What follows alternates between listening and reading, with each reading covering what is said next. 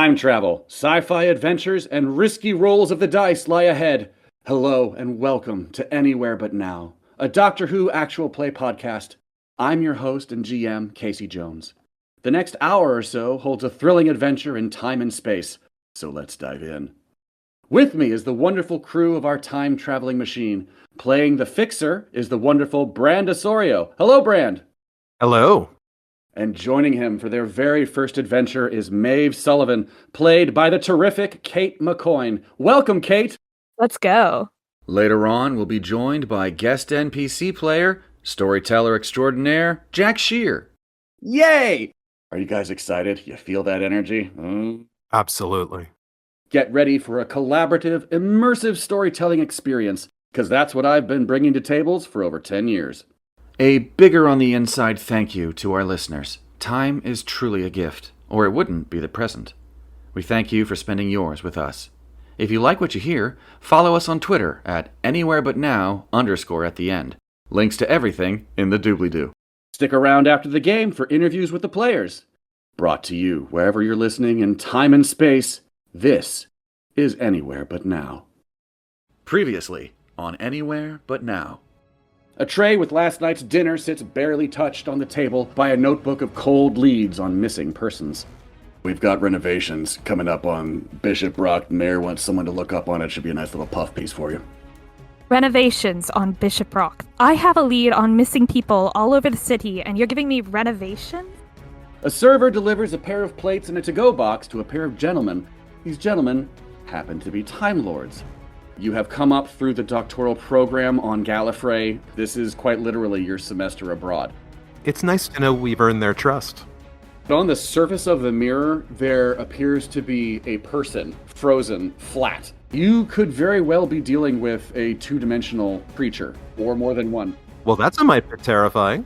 Vanity Glass is one of the larger industrial corners of New Quay. I'm Maeve Sullivan. I'm a journalist here with the Chronicle. You say, hello, I'm from Glass and Safety. Don't worry. We're here to fix your problem. He is the auditor. And I'm just here to help out. You can just call me the Fixer. So you audit the safety and you fix the glass? Yes. Turn towards the secretary, pull out the psychic paper again, flip it open. You know why we're here. That is really good. Next time I'm just going to tell someone, you know why I'm here. What are you so worried about? Why are you standing behind a mirror? With the lamplight throwing more light in the corner. That's horrifying. And while you are focused on it, trying to communicate with it, the high hum whine of glass being pressured against picks up another one. The chalkboard rains dust, and the dust flattens against the chalk. The words, trapped here, help us, home.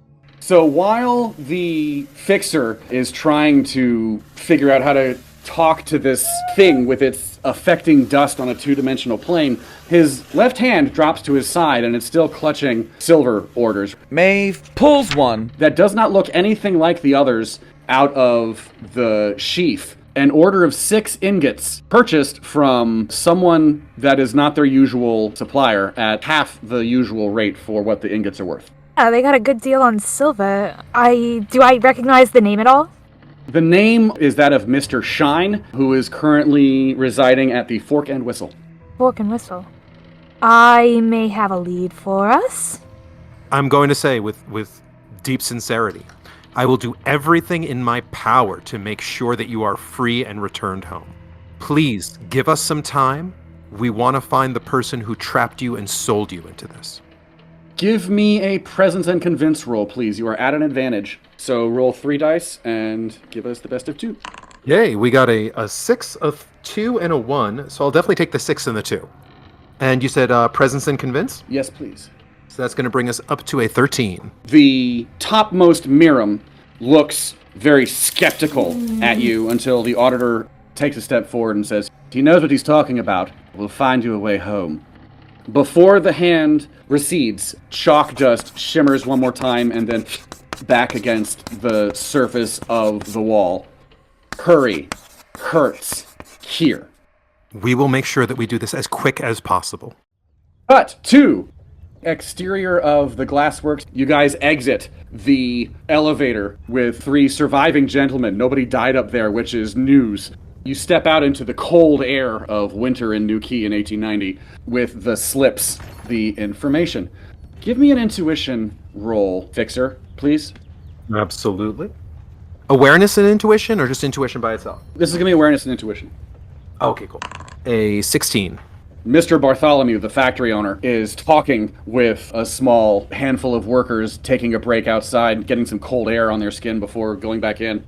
You let complete strangers walk their way onto my floor. What is wrong with you? And he turns.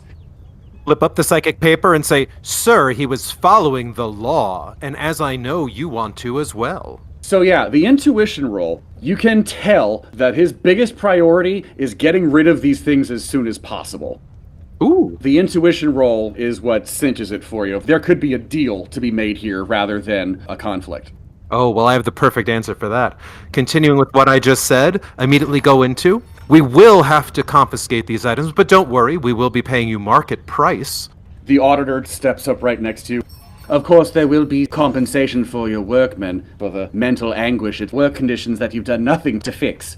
Bartholomew reddens and then blanches, snatches up the delivery reports, looks through them, hands them back, and says, where do you want them sent? Real fast, as we're on our way out, I look at them and go, this is a normal occurrence in glass and safety. It happens more often than you might think. Cut to the exterior of New Key as a very confused bunch of workmen now have unloaded these resealed, crated mirrors against a very small red watch repair shop nestled in between 2 buildings on this side of the street. Even the cases look like they won't fit if they're slid in one at a time through the doors of this watch repair shop with a simple sign over the door that reads, Quick Fix Time Repair. So, you're saying you want us to put this in there? It'll never fit. The auditor pulls out a 5-pound note and hands it to the guy and says, we'll take it from here, and he shoves the first crate and disappears into the door. Fast forward 5 minutes as the last crate is slipped inside the TARDIS, and wouldn't you know it, this booth is parked just opposite the Fork and Whistle. You know, if I had known better, I wouldn't have thought all those would have fit in there. It's a pretty small booth. Important thing, walk over to the inside, that first inner door, and pull 2 of the pocket watches off of the table, or however many pocket watches I need to, so that way we can give one to each one of the workmen. As a tip or something? As I hand it to them, I'd like to say, you've done some great work today. You should take a couple of days off. Are you trying to do the psychic-y thing that the doctor very seldom does, but actually can if anytime they choose? Don't you think she looks tired? Is that what you're trying to do right now? Oh, no, not at all. I'm kind of hoping that they take the clocks with them, so later on if we need to track them down due to any after effects from being exposed to this, we'll be able to find them pretty easily. Your feel the turn of the universe has not tweaked at all. The only physical subtraction you've witnessed was the flattening of that guy's thumbprint. Excellent. So no other side effects to worry about. No, they would either be, oh, that was close, or they'd be dead. There is no in between. So they get a wonderful week off, hopefully, when they end up hawking the watches. The entirely sketchy temporary address of this very small proprietor of ingots, a Mr. Trip Shine, staying in the Fork and Whistle while you find people are here. As we head over, I say, should be easy enough to find him. I live in a flat upstairs. Oh, good. Do you know your neighbors? So you re-enter the Fork and Whistle. Most of the day has transpired. It is closer to dusk. Rosie is haranguing Billy to get the sheets upstairs. She is distracted. by a handsome gentleman sitting in a corner booth. I'm gonna walk up to Rosie and say, "Good afternoon, how are you?" She says, "It's been a strange day." God, why are they always Irish? Rosie says it's been a difficult day. They've had their hands full just trying to get a new mirror installed. Throws a thumb over her shoulder. What do you think? A new mirror. Does it look the same as the other mirrors we've seen today? Is there anything strange about it? Give me an awareness roll. Oh, it's not good. It's a 7. Can I spend a story point on that? You can spend a story point or two, yes. Your 30 minutes have elapsed, haven't they, since you lost a point in awareness for... Yes. Yeah, it's been over half an hour. Yeah, you're back up to full there. Yeah, so that's still... Your total is a 7? Yeah. Yeah, no, that's... No, with a 2 and a 1. Oh, God, yeah. No, that's a miserable failure. If you spend 2 story points, you can get up to a yes, but. Sure. I'll spend 2 story points on it. Okay. Yes, you can see the mirror, but you can't be 100% certain that your reflection is just your reflection looking back at you suspiciously. It looked like my reflection looks different than what I think I look like. No, it looks like you. Because the light in here is low, you honestly can't tell if it's a second behind your reaction and you're being paranoid, or it is actually mirroring you a second too late. Rosie, can you do me a favor? What's that, love? It's a lovely mirror, but maybe cover it for now. What on earth are you talking about? Presence and convince roll, please. Convince her. Jack, give me an awareness roll, please. Oh, and you are at advantage, Jack. You are at advantage, so roll 3 dice, please. It's a 4 and a 2 for a 12. All right, so rolling 3, that would make 2 6s, Oh, lovely. Okay. plus my awareness of 4. Yes. Quick sidebar, Jack, you are perfectly up to date on everything happening in the room. Okay. So yeah, with a 12 on the dice, since Rosie is actually predisposed to you, you pay your rent every month on time. She's like, it's been a weird enough day. This thing has given me the creeps. And she snaps her fingers, Billy, laundry! And the boy who is neglected to take the fresh sheets upstairs all day takes the top sheet and drapes it over the mirror, covering it completely. Hey, Fixer, give me an awareness and intuition roll, please. Yay, we got a 3 and a 5 on the roll. Oh, the auditor just rolled snake eyes. He is now just blind in one eye for 30 minutes. That's great. Oh no. Fixer, what was your total? Total was a 12. Do you want to spend a story point? Yes, please. As the mirror is being covered up by Billy and Rosie, you clock that the person over your shoulder in the corner booth is in fact watching you and is not surprised at all by anything going on right now. Okay, is this person recognizable or memorable in any way? He's got a jawline for days. He's a rather dashing person. Okay, walk right up to the booth, slide into the booth on the opposite side from him, Okay. and say, "A handsome and dashing fellow such as yourself look like you know what's going on. A person who gets things done. Am I right about that?" Sounds like maybe my reputation is clear. Huh. Smile ear to ear and say, "Well, I'm sure with a storied reputation like yours, I should have an aim to go along with this quite exquisite countenance." Oh, you're very kind. You can call me Trip Shine. "A pleasure, Trip." What do you go by? Well, most of the people around here just call me the Fixer. I try to help out around here and there. Let me introduce you to someone absolutely wonderful. Motion for Maeve to come over. I walk over and slide into the booth next to the Fixer. Allow me to introduce you to Trip Shine. Tell me he doesn't have a jaw that goes on for days. That is quite a jaw. And your teeth are very white. I do try to maintain my appearance. I extend my hand over to Maeve, I take it and give it a little, ladylike shake. and I place my other hand on top and say, "It is a real pleasure meeting you." The auditor clears his throat. Been in the silver business long, Mr. Shine? Now, what do you know what line of business I'm in at all?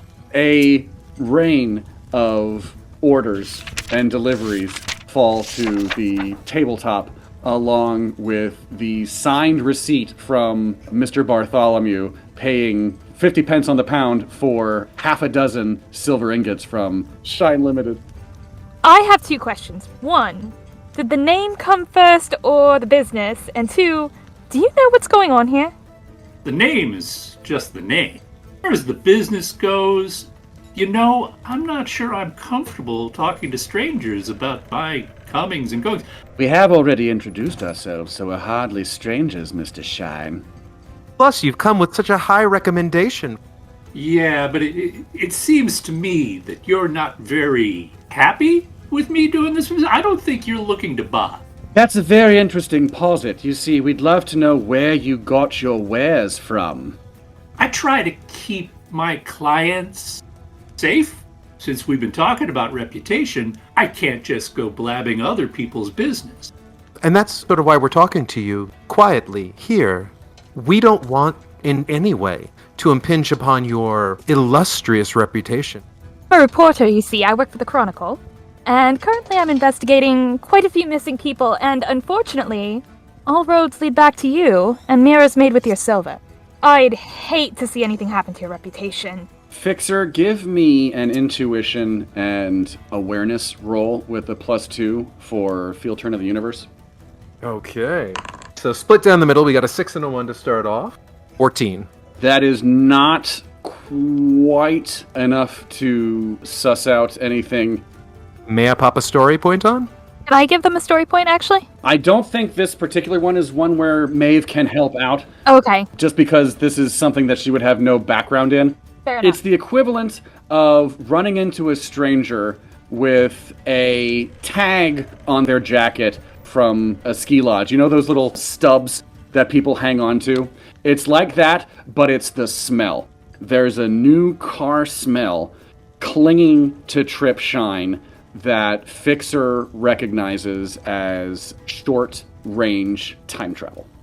But only short range. Yeah. So, Trip, you seem like a person who has really, really good intentions. It would mean so much to me if we could simply find out where your supplier is from. Because if we can't find your supplier, then unfortunately, I guess Maeve would be forced to run an article about your company being associated with the unfortunate loss of so many factory workers' lives. And you shouldn't underestimate the readership of the Cork Street Chronicle. It is growing. Right. This is what I'm waiting for. I don't know if you're gonna believe this, but I'm a time traveler. Lean in like really deeply and say, "Tell me more." Oh, what? Here, let me show you. Roll up my sleeve. That's what we call a vortex manipulator, the most powerful form of time travel in all the universe. The auditor snorts. You exaggerate, Mr. Shine. I'm gonna tap him on the leg and it's like don't do that. Don't demean Mr. Shine's way of travel. It is a very reasonable and honorable way of travel. I don't resent his conveyance. I resent his use of two-dimensional life forms in some sort of cat's paw. Whoa, I don't know anything about that. Awareness and intuition versus your presence and convince. Roll presence and convince for me, Trip. 4 and a 2 on the dice, Same here! 4 and a 2 on the dice. plus 5, it's a 16. He does not believe you, but he does not have the gumption to call you out either. If you're able to handle all that, I'll tell you what's happened. I'm a time agent. Ooh. One of the best, a lot of people say. And I was tapped to come here to Cornwall this year, sell a few ingots, and Tapped by whom? if you don't know, I'm not telling you. Mr. Shine, there are people who have been hurt here. People who are missing and whose families want them back. Surely you can understand why we need the truth. Hey, there's something happening with that mirror. Maeve will turn around and look. My eyes will not leave him. Maeve has no idea what's going on. I drop it. The time agent opens his hand and reveals a dead man's switch no bigger than a roll of quarters. A bright candy-like button on top, which he releases, chucks in the air, and smacks his vortex manipulator. Tripshine vanishes in a puff of new car smell and electricity seconds before a hum starts at one key and then settles into a hum that does not sound quite right as the air around you, a wall of thickened air, passes through the whole pub and continues to spread out through the windows outside. What was that? That's a very good question. Fixer, give me an awareness and technology roll. +2 for Time Lord. And throw the Sonic on there as well. Okay, so we got a 6 and a 1, a 16. Yeah, you have felt this sensation before, not often, and you didn't enjoy it. A time lock has activated. From the cheap special effect of the air thickening around you, odds are the generator is somewhere in the building. What was your roll with the Sonic and the Time Lord and everything else? A 16. Yeah, you can't tell from here just how big it is, but a growing pit in your stomach lets you know that your TARDIS is not dematerializing anytime soon. Okay. The auditor's hand comes down on your shoulder and squeezes as a reaction. Oh no. Put my hand up on his hand and say, "Don't worry, it's going to be all right." What's going to be alright? What's happened? I think Mr. Shine might have been shining us on a little bit. I do wonder if he either didn't know his employer or didn't have an employer, if you take my meaning. What is Cate's reaction to watching a man vanish in front of her eyes? In shock. This has been the weirdest day of her life, and she's just like trying to get these people to tell her something that is going on, and none of them are saying anything that is useful. Alright, Fixer. You're going to stay here, and you're going to answer a couple of questions for me. 1, where did he go? Not here, which means whatever he left here for us is not going to be pleasant. We have larger problems than a disappeared agent. And he extends the last delivery notice. Mitchell delivered it today to Bishop Rock Lighthouse. Oh god. I think we need to go. I think we need to go right now. You hear murmurs from outside, confused murmurs. I think Maeve has exactly the right idea. You guys step out onto the streets of New Quay. We will lie and say geographically the land is not flat. You are elevated enough that you can see the lighthouse off the rocks from here. It is about dark. Some strange emanation. It looks like it might be stretching out from the beam of light from the top of the lighthouse.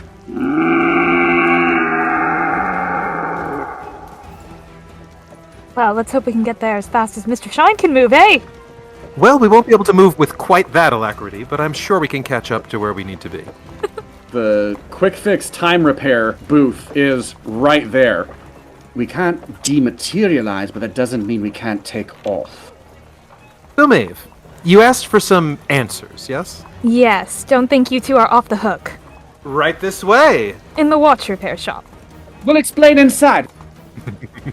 The fixer brings you through the booth of the watch repair shop. It is a watch repair shop inside with a little counter and little clocks and pocket watches dangling from chains in various states of repair and whatnot. And then there is a door to the back room. Fixer, would you please describe what is on the other side of that door? Absolutely. A room that is wide and spacious. Its walls have lots of glass piping of various sizes, extending, some from floor to ceiling, others in these Seussian loops and squiggles that seem to defy both physics and fluid dynamics. In the center of the room is a clear console with the light-up controls. A crystal-appointed wand built into the floor is a few feet away. The only thing that isn't clear in the room is a small table right next to an armchair with ottoman. On that small table is an espresso machine and a little bowl of walnuts. We are in the Fixer's TARDIS. The sounds coming from the main console are an alert. It is not a flat-out alarm, but it is an alert. Fixer, give me an awareness and technology roll, please. Okay, awareness and technology coming right up. Maeve is just standing in the doorway of the foyer, just like looking around, not quite sure what to do with this information. I'll be sitting at an 11 on this. You are able to read from the scanner that a time lock has been badly laid over the entirety of Cornwall, extending past its shores to the outer islands. Ooh, that's bad.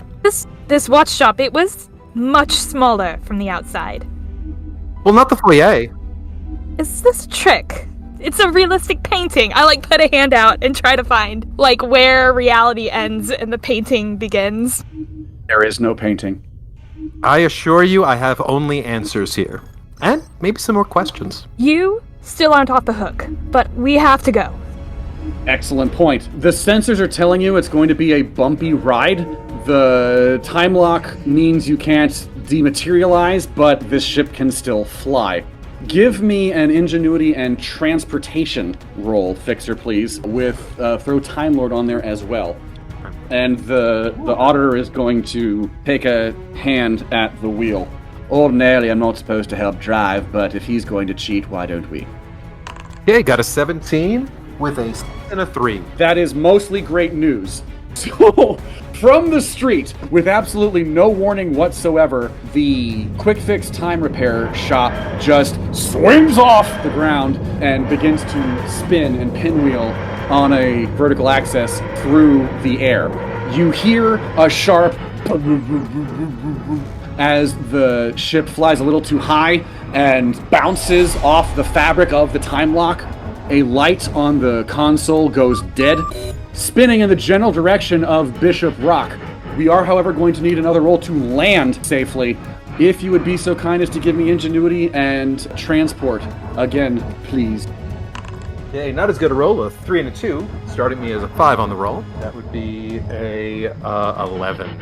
Should I spend a story point on that? How many story points do you have right now? I only have 2 left. We barely get there in one piece. Hang on to those 2 story points, because you might need them.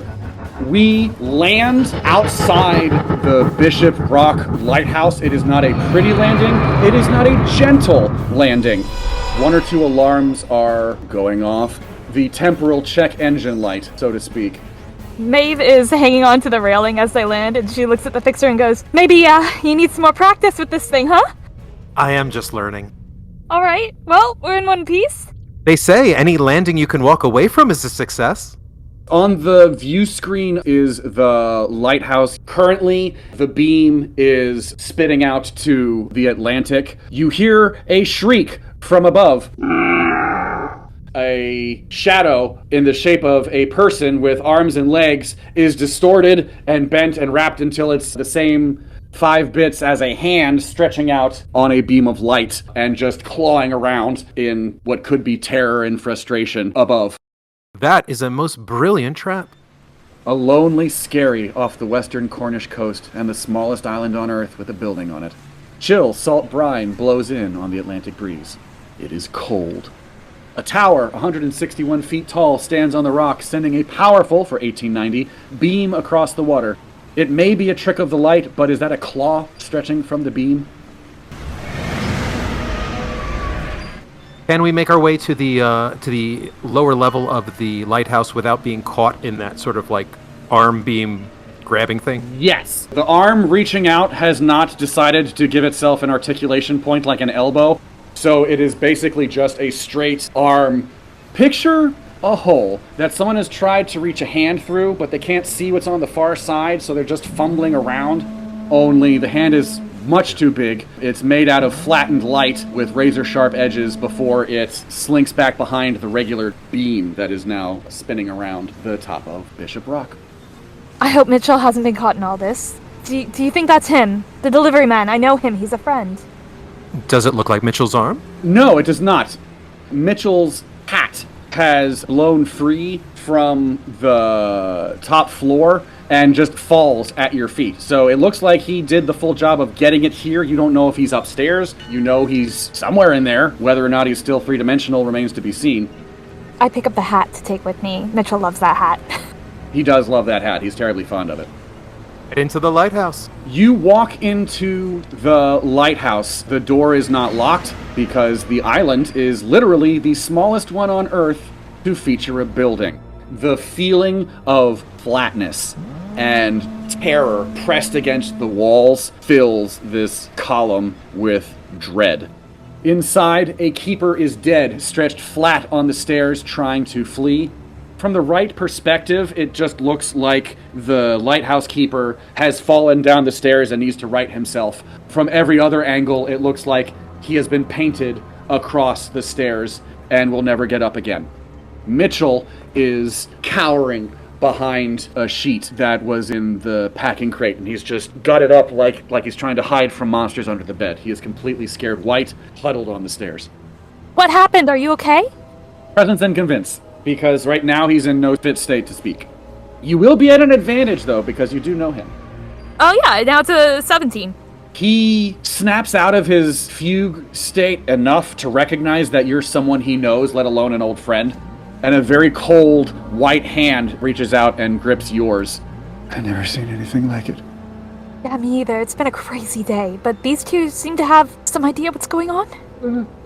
Lean in and say, the despair you're feeling right now is simply a mirror of the poor despair that the creature up there is feeling. When you say mirror, he just shudders and pulls the sheet over his head. There. It's okay. We know. It's gonna be okay, Mitchell. It may not be okay. The air cracks. You hear a whine from above, a scraping sound. If you were inside a soda can being flattened, you might recognize the sound of the surface of the wall groaning in complaint against pressures it has absolutely no business resisting. The wall in front of you flattens. And instead of the gentle slope of a curved building, one side of it is a flat surface reaching down in the shape of a claw. It does not stay. It recedes again, but the whole building trembles. It cannot withstand this kind of stress if it does that much longer. Yell up to it, we're here to rescue you. We could put out the light. It could stop it for now, or at least contain it. That is a brilliant idea. An awareness roll, please, and intuition. A 13 total. You are at an advantage because you are an investigative reporter, and an earlier double sixes did remind you that disappearances in the storage room stopped after they shuttered the windows. So yes, your idea of, right, the light, we need to take the light out. Behind the rush and roar of the waves crashing on the rocks and the squeal of air being flattened against its very nature above, you do actually make out the groan of a generator chuffing away upstairs. The Foreland Lighthouse was the first tower to successfully use electric light in 1875. That is a full 15 years before this. There is a generator on hand, generating enough electricity to make this work. The 13 is enough to find it. You hear the whir of the generator upstairs. They shuttered the room and the attack stopped. If we take out the light and turn off the generator, perhaps we can stop most of the damage. That would make a lot of sense. I assume the poor victim is still up there in whatever mirror they installed up in the lighthouse. Oh god. We should hurry. Give me a coordination roll, everybody. Coordination and athletics, because the building is not as stable as it ought to be. Okay. Well, the auditor didn't fall off his feet. That's good. I might have. I got a 6 and a 1 for a 9. A 9 is not great. The auditor rolled well enough that I think he can catch you and, prop you if you're, having a trouble with one or two of the stairs. Fixer, what did you roll in coordination and athletics? 4 and a 3, so I'm starting at a 7, and that'll bring me up to a 12. Yeah, nobody is super stable on their feet, but the fact that there's still a hand railing in here certainly helps. You make your way up to the second story of the lighthouse where you find the generator thrumming away. The building continues up another flight to the top story. Another shadow spills down the curve of the wall. Someone fleeing, but the shadow is all that remains of them. Turn to Maeve and say, if this is the generator. Shut it down. That would be an ingenuity and technology roll. And toss the sonic on there. Going to be a 14, 15, 16 total. A 16 is more than enough to deactivate a 19th century generator. Well done. And yeah, you are able to deactivate the generator and it just slowly... And the light up above swells and then is no more. We should move quickly, Maeve. There is a chance that because we've shut this down, that nearby boats might actually run aground. The foghorn is still blowing about once a minute. But yes, the sooner that the lighthouse can have the lights back on, the better. Yeah, that seems important. We should go. Head upstairs to see if we can find that mirror. On the top floor, there is a glass cage, roughly 9 feet around, and extends from the floor to the ceiling. It houses the light inside. The Fresnel lens cage is open. Inside, you can see a reflector, a curved dish that has been cast and poured specifically for this place, slowly comes to a halt, but you can see inside the reflector the warped concave reflections of the two lighthouse workers. The reflections are out of their minds with fear. This is a contested scene, beginning with talkers, followed by movers, doers, and attackers. In terms of communication, right now all you're getting is that wet squeak, that scrubbing, squeaking fricative of this thing pressing against the glass. The last of the bulb goes from yellow to orange to completely off. We're here to rescue you. Keep calm. We're going to bring you back to your home. Presence and convince. At a disadvantage, because this thing is in a state of peak. That makes sense. Okay, so I got a 2, a 3, and a 5. So my lowest two is going to be The 2 and the 3. Okay, and that'll only bring me up to a 10. The Miram rolled an 11, and one of those was a 6, even without checking the rest of the stats for the Miram. So your first attempt at calming him did not work. You said there's like a hand reaching out on the floor? Yes, when the light was on, the beam of light carried a hand that did some damage on the peripheral. The hand is not currently present with the light off. The Miram needs the actual beam of light in order to transfer mass from the thing it's reflecting and touching. I see. It currently taking the shape of the two workers, and their images are sloshing together into this new confused state that eventually, while still horrifying, but it is actually still stuck to the mirror, so that's something. I know you're scared, and I know it hurts, but we really are here to help. We're not going to hurt you anymore. We're going to try to get you out of there. Cate, what is your story point situation? I have 3 story points, and I will spend one here or more if I'm allowed. Yeah, if you wanted to spend all 3 Spend all 3. when you speak, wearing an outfit from the same time zone that this thing is already absorbed, your patent sincerity has broken through the din of this thing's fear. The mirrors are listening to you. The floor littered with dust. A single finger of flat reflection spills down the bottom of the reflector. It is mounted. The reflector does not go all the way to the floor. It is about 3 feet by 6 feet and about 3 feet off the ground on a rotating mechanism it can be removed from. A finger of flattened distortion reaches the floor and the dust caking it. The word help flattens through the dust. Look at the fixer and say, please tell me you figured something out. Before I answer that, I have to ask a question about knowledge I may have picked up in the doctoral program. Is there any way to save the people who have been taken by these types of beings? Living beings have never been pulled back from dimensional flatness. Inanimate objects have been restored before, but only when the two-dimensional monsters were deliberately trying to inflate something. So yes, good question. No, you have never heard of any living people revived from flatness. We want to bring you home. We only need to know where we need to take you, and I will take you there now. Okay. Here is what you see on the dust. From overhead, looking down at it, it just looks like nothing. It looks like gradient lines in dust. But as you lay your eye down to the floor to see it from as flat a perspective as possible, it gives you information that you can feed into the TARDIS as coordinates. Excellent. Turn to Maeve and say, you single-handedly just saved every one of this species currently trapped on this planet. You deserve to give yourself some credit and some kudos. Thank you. And, what about the people? The auditor dips his head. Yeah.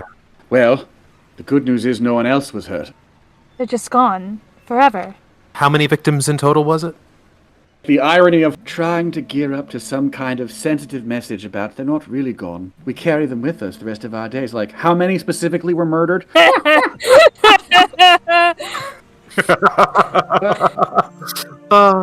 Comedy. Fast forward to the morning. Mitchell holds his first ever espresso in confusion on the back of his wagon. The reflector has been removed from the lighthouse and brought back across the water on a boat, along with your booth. The TARDIS was not in flying state following it, but it was small enough that it could get a ride back to shore.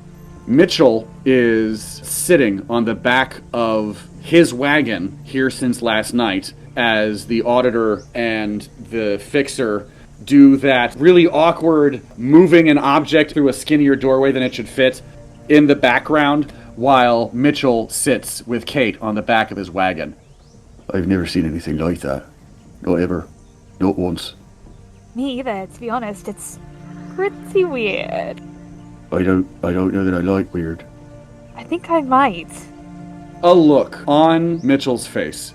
You've seen it on his face any number of times on a long night trading pints at the Fork and Whistle after a long week's work. He has known you long enough to know that you have never really belonged in New Key. He shakes his head. Yeah, I figured. You always did burn a bit too brightly for this place. He does nudge you with an elbow. He's like, oh, could afford to take a few days off work. You mind if I crash at your room? I understand you're paid up. Take it as long as you need. I am sure I'll be back. Nothing will change, right? Still pals? The pals. He gives you one of those palms together clasps that's not romantic. It's just you guys have been friends forever. And it's like, no, sure. Fixer and the auditor come out of the booth with the suspicious body language of, we weren't doing anything in there, you don't know, and we're not explaining anything to this Luddite from 1890 either. Mitchell leans over and says, don't let those two take you nowhere you can't come back from, yeah? I'll always come back. Cut to inside the TARDIS, and Maeve shutting the door behind her. The auditor and the fixer are at the console. One of the lights is still off, but the scanners at least are working. The auditor is taking a look at the scanners and scowling. That time lock we've bumped against? Not quite one of ours. I think we might actually be able to deactivate it if we're careful enough. Not one of ours. Huh, interesting. Imagine you're at a car show. Someone turns on the engine of a car from a line you're very familiar with, and it purrs like a kitten.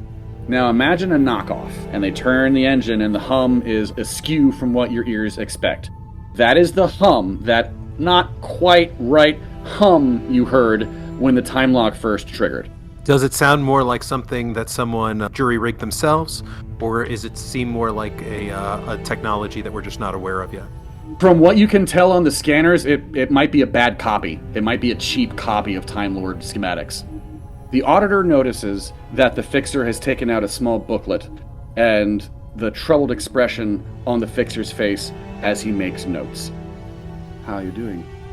Truth be told, I'm doing better than that one, or that one, or that one, or that one, or that one.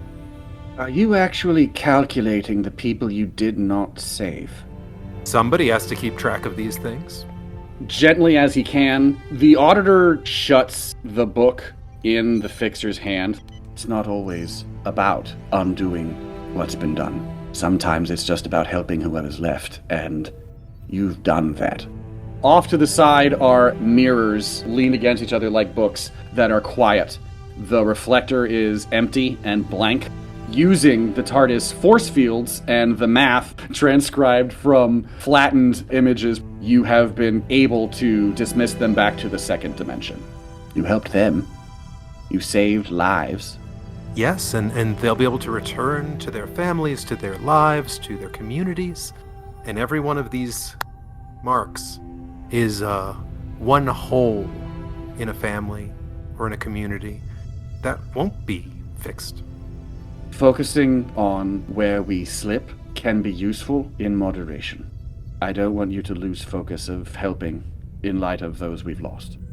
Take that moment to walk over to the espresso machine, grab 3 cups of espresso, pass one to Maeve, pass one to the auditor, and say to being better next time. The fresh opportunities. You know, we never did find out who sold Mr. Shine that silver. And I can't really write my story without knowing that. It's pretty key. That would be an important part of the story. We wouldn't want to lay blame at the wrong feet. The auditor idly polishes some buttons on the console trying not to be too pleased with the eagerness of this companion. It might take some time. You never know. I'm sure no one will miss me. I can take a holiday. Fixer, give me an ingenuity roll real quick, and don't get a snake eyes. This is a advantage roll, so 3 dice. Ingenuity, technology. Yeah, we got a 5, and a 4. So I will take the double 5s. Beautiful. So that with your ingenuity, tech, and Time Lord training are enough. Yeah, it's at least an 18 at that point. Yeah, you push the right buttons and pull the lever, and the semi-quiet alarm that's been going on in the background fades out. The scanner shows you that the time lock has been deactivated. You can safely take off and dematerialize from here. Well, Maeve, ready to get to the real bottom of this story? Always. Activate the thing.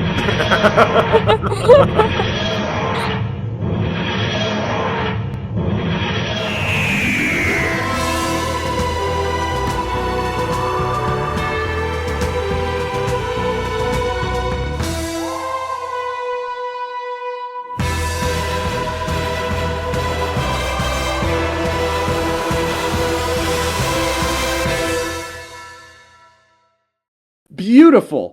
That is the conclusion of our first game through the Looking Glass.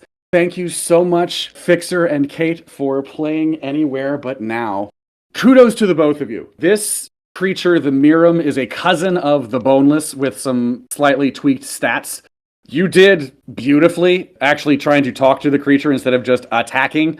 In other hands, this could have gone very differently, and I'm delighted to see that it did not. You know why we're here. Mwah. Just beautiful. I loved that. Thank you. But no, Cate MacCoyne, fantastic job as a companion. Amazing job. Amazing Talking job. to people, investigating. This is the good stuff a companion does. It's great. I love that undercurrent of being on the case the entire time, being on, like, trying to get down to the scoop. It came across the entire time, and it was wonderful. Thank you. I really loved the whole glass and safety thing. Was like killing me the entire time. Every single like transparent joke was, honestly, I was dying over here. I am so happy you like that, because there was moments there where I'm like, oh god, I hope I'm not going over the top on that. No, it was very funny. I kept wanting to like react more, but I didn't want to like take too much away from what was going on, so I felt it was better to like let it sit. But yeah, the Fixer cares. And that's gonna come in handy when I destroy him. No. I'm excited. Yeah, that was really sweet. I love that. And I love how much the Fixer just really cares about everything that's going on and wants the best possible outcome every time. It is such a doomed pursuit, but it's going to be so fun doing that pursuit. Those are the best ones. The ones where you can kind of like torture your character a little bit. It's drama, and I love it. You guys have been delightful. Our next game will bring in our third regular player and second companion.